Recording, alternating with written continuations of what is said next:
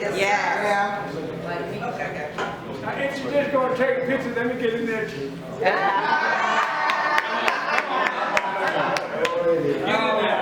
Who else wants to win? Oh, yeah.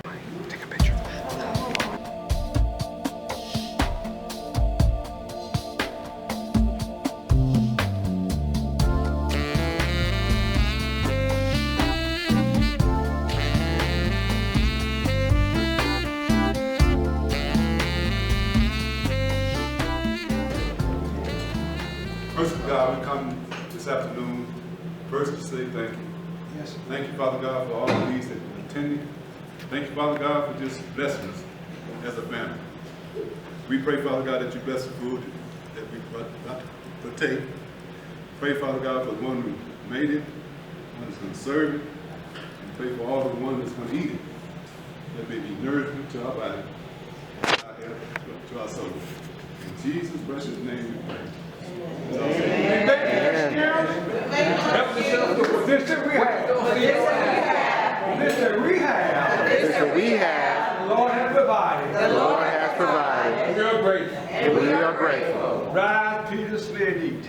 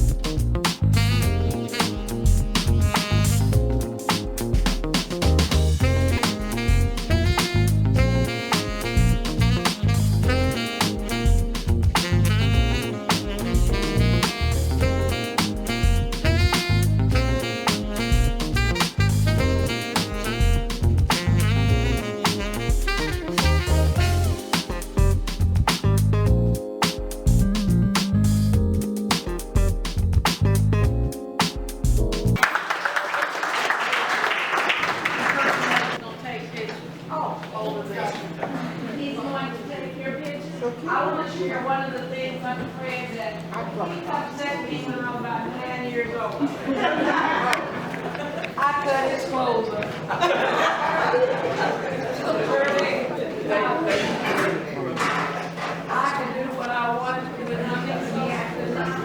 Share something you might That's a cold clothes color. that you know you have with you. Okay? Okay, I'll be next. Come on, Jean. Okay, we used to, I'm married to girl, and my mother's name is Irma Jean, yeah, that's my friend. We used to go to a rabbit bus to Wichita every summer. When we go up there, we had to go to church and take a bath every night. We was just in elementary, and then while we there, we would get saved. Everybody would be around us praying for us, and we'd get saved. We had to say every time. We had to talk in tongues. But when we get home all the time, them is not my kids, them are different kids for about a week. Oh, and then when my mom would come home from the grocery store, we all be dancing, learn how to do the Soul Train line, learn how to do all the dancing because my cousin Bibi was the dancer. So we would hear the music be playing, and we have the 45 going to Shaka Khan and Rufus and everybody else killing it. And then we hear my mama drop in the driveway. We all go run downstairs and go put some church music on. We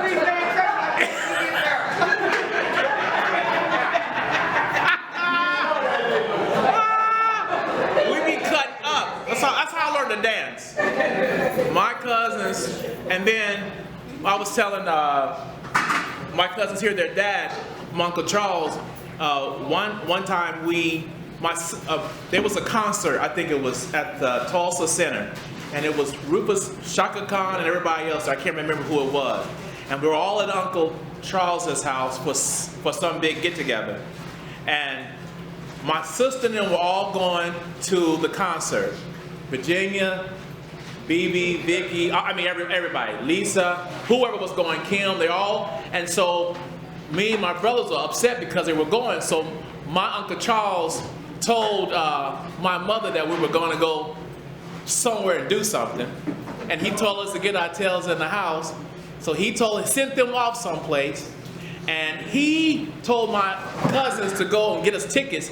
And we go down to the Tulsa Center and looking down, and I see all my cousins walking there with some tamarines, dancing, the music, killing it. And they were all dancing and killing that. And that's the first time I smelled marijuana. So I was sitting with Tony, we were sitting down on the deal, and that's my first time ever smelling some marijuana. I was like, what's that smell? What's that smell? And her daddy would say, boy, that's weed, boy, that's weed. Close your nose, boy. I am not lying. We got a contact like never before. And then we had to go back to the house, to Uncle Charles's house. My mom and daddy came out.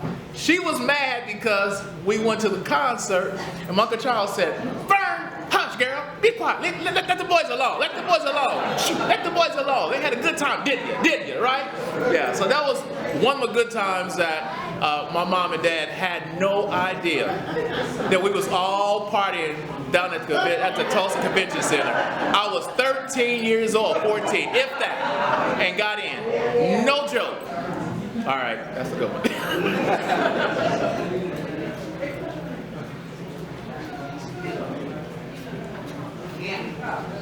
Oh, here come. Here's one. Here we go.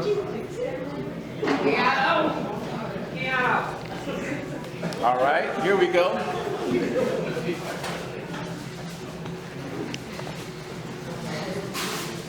Hello, everybody. I'm Ernestine. I live in California. I didn't grow up around my first cousin, but when we would come to Oklahoma, we always had to go to Wichita. And one thing that I always remember about Uncle Fred, they always had a lot of meat. Always. So when we ate, everybody had a steak. Everybody had a steak. And then when we got ready to leave, then he tried to give us steaks. You know, we took meat home. And I would always remember, oh, that's my uncle that had all the meat. And that's one memory. And my most recent favorite memory, and I shared this with him last night, let me share it with all of you guys. We had a family reunion in Wichita in 1996. And usually on Sundays, we went to the local church. So, of course, we were at Uncle Fred's church because he was the pastor. And, of course, he wanted all of his relatives there. And he showed us off, and everybody got up, had something to say, the church members, and then the announcer, she was talking, and everybody was talking, and I'm looking at the clock because, you know, I go to a Baptist church, and we ain't in church this long. And so I'm looking, and then some more people had something to say. And so then we got a call from the hotel.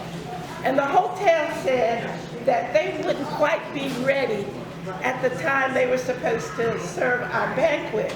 And so the message started going up from the back of the church up to front. And so when it got to me, and the person sitting next to me, I can't remember if it was Carolyn or who, but I said, don't tell Uncle Fred. Because if you tell Uncle Fred, you know it's going to keep on going and going to never get out of here. You know? So that's my most favorite story.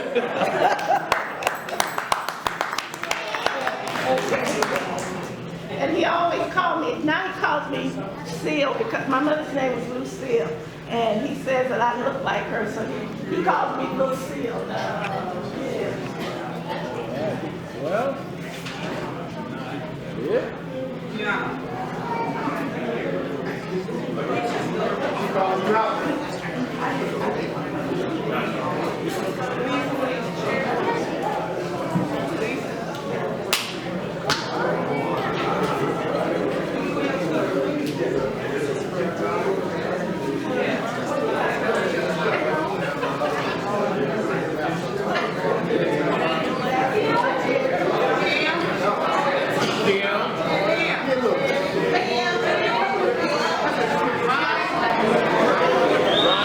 My name is Dee Anderson, and Uncle Fred always calls me, sometimes he calls me BB, sometimes he calls me Dee Dee, but I still answer. And I am Jubug's daughter, which was Uncle Fred's brother, and there's so many memories like I said, call, and I try to call my uncle at least every couple of months. I do try to call him. I do. He's like, hey, how you doing? I said, I'm fine. Oh, everybody, how's the family? Everybody, but how's brother and sister? How you sound? I said, and it's just all the time. It's just such a blessing to be able to talk to family members. And what I do remember most of all is going to Wichita, and of course, like everybody else says, eating.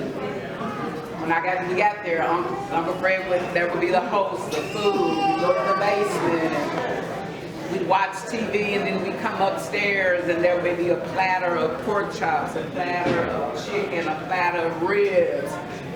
Like we said, all it was meat. But it was enjoyable. Like I said, that's just so many memories. And then I've gone to Jenny. We used to come out and come hang together. They would come to Tulsa. And Brian and everybody, we would come, and we would just kind of rotate and go to each other's houses. But one thing that I can say, with your family, nothing like family. As a matter of fact, I was playing that song earlier today and yesterday, Family Reunion by the OJs, a family reunion. But I just want to say I'm just blessed to see everyone, and I'm just glad everybody was able to make it. And then I want to introduce my brother also, Glenn, that's standing here with the glasses. And then my sister, also Sandra, that's sitting. I'm glad that they were able to make it. And I have a one son, Murphy, that's out in the lobby. And I just want to say I love you all very much. And I'm just hoping that we can, I know we get together every 2 years, but it's just nice to see everyone. Love you. Here.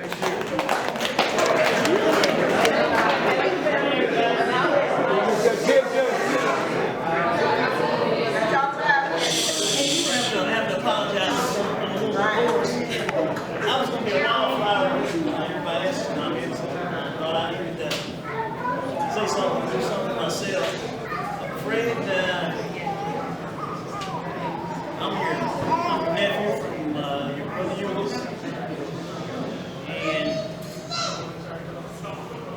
experienced much time with you growing up as some of our cousins and what have you. And I feel kind of bad about that. I missed a lot of Don't worry about it. Everything I've heard about you has been great. It's been wonderful. And I thank you so much for what you've done for me. You and Aunt Mildred did me a great favor 6 years ago. You came to my wedding. My wife and Diane and I got married 6 years ago. You thought enough of me to drive to Fort Worth, Texas to my wedding. And I want to acknowledge you in front of everybody. I want to thank you for doing that. You didn't have to do it, but you did it. And I thank you all so much for what you've done. And this family thing it can't be replaced, and it's got to be done. It must be done every day, all the time. It's good to get together and everybody's happy. Right. You know, there's not sad occasion. It's joyous occasion. I've seen some people and they hadn't seen it in a long time, and I thank you for doing that. And I told y'all I was going to do my best to come. You made it. Thank you. Thank you so much for what you do, and just continue the good leadership. I'll need to be touched by this. Thank you. God bless you now. Thank you. Thank you, sir.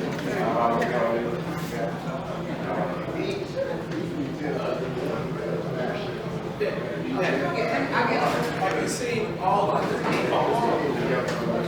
Have you seen all of Uncle Charles's Okay. Memory here. I was just a little kid. He was driving the school bus. Who are you? Tell everybody who you are.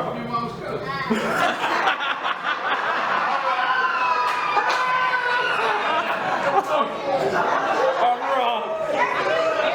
Hey, May's baby boy. I was just a little. Fred would drive the school bus. Papa had the school bus parked down on the property there. So he was about 17, 18 years, and Papa would always say, "You go with him.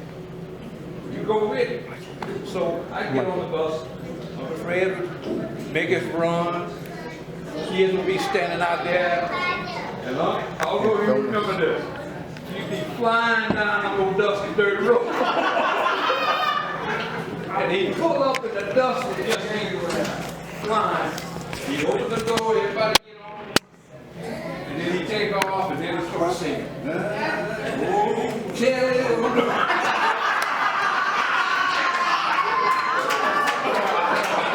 He's still singing.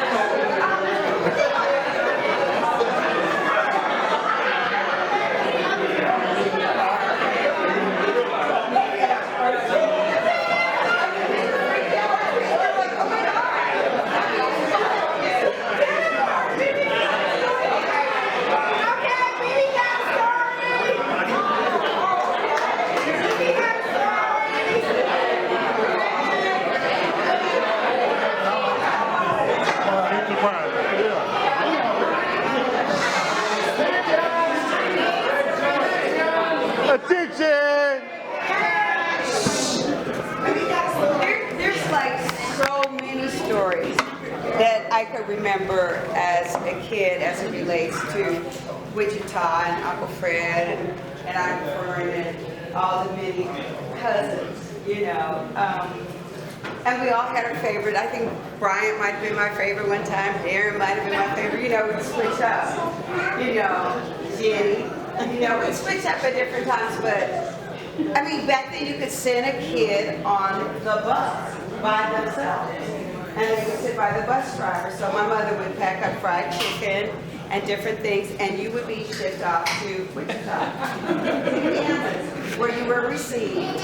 And I can remember, you know, they always had meals at the table, which was lovely, you know, because it was hit and miss at our house. But as far as sitting down collecting. So one thing that I do remember is, like, of course, he was a butcher. And once a year, we would come to Kansas, and Uncle Fred would fill up our truck, you know, our car, to take back all these different kinds of meat. So all you had to do was go to your freezer and get meat out. And I mean, it's like you had a whole cow. You didn't run to the store every 5 minutes like we do now. But that was the blessing of having a brother who was a butcher, who understood the whole process. My first time smelling like a slaughterhouse was really interesting as a kid, because it's like, what's that? But you know, you realize, okay, so this is all part of the process. But when we would sit down together and eat, like my cousin said, they had a lot of food. And so Jimmy and everybody, we all be at the table, and we're like, okay, but these kids they don't seem to be eating anything else. There's vegetables here, there's carbs here, so it was like, the meat was the carb for them, the meat was the vegetable for them, the meat was the protein for them. They like meat. And you know, and so it's like your body adapts to whatever. So we got an appreciation for meat. And then, like, one of the things that we love the most, and so that was something that Aunt Fern knew how to make, and it was the most wonderful thing in the whole world. So you didn't mind getting online to do your turn, to churn the ice cream. And it was just like a little piece of heaven. So if you've never had homemade ice cream, now you got to pay $5 for school. But you might want to check it out, because it's a little slice of heaven. So those summers, the different times that we came, even when they had the riot and we were there, you know, that was amazing too. It was our first time being someplace where they're having a riot, you know. But it was a learning experience, and I value all that time we got a chance to spend with you guys. It's nothing like having cousins and a close-knit family, and I really learned from them the responsibility you have of keeping your family together. And you know, every place I go, I don't feel like I'm a stranger, because we have family. We really do, and it's on you if you don't look them up. You know, because that's right. Well, when you show up, like even the people that, like, you know, they're married in, or they used to be girlfriends, you know, or whatever. If you show up, like Julius X from high school showed up. His first 2 sons are with Lyndon. And you know, I was doing 50 million things, but I was like, oh my God, they're in town, I have to see them. And they were at my house waiting, so it was like, okay, I'm here. I came in, I put everything on the table, did everything, and we hung out. So I said, what time are you guys going to the airport? And they said, well, we have to be there at 5 o'clock. And I said, okay. So they said, no, we're a real Uber. And I said, no, Jerry's busy, I'll take it. They said, you're going to take us? I said, yeah, because they will talk about it. And you know, if you come all the way to California and I don't take care of you, they will talk about it. So I feel a special responsibility, you know, to family and doing the right thing and all of that. And you get it back. Whatever you put in the universe, you get back. So thank you for all the wonderful teachings, all of the love, and my mother just loved you to death. You know, she loved her brother. And it didn't help that they were all gorgeous.